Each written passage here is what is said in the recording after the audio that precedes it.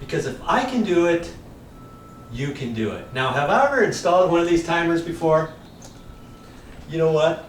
I have never installed a timer like this in my life. But I know I can do it.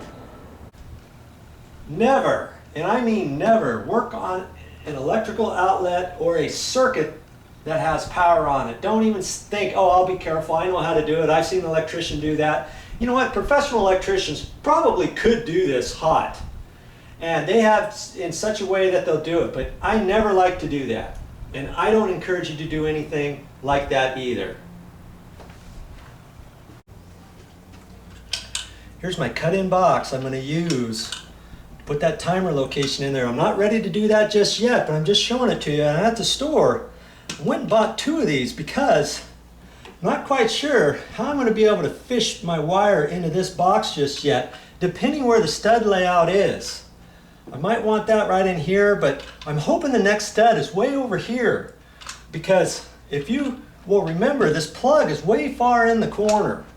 Okay? So I want to get this over as far over to this stud as I can, so when somebody walks up to this air conditioner, they can reach over here and turn the timer here instead of walk way over here in case there's a chair in the corner or whatever. So before you start cutting your cut-in box in willy-nilly, let's figure out where the studs are first. That will determine where we install that timer. Does that make sense?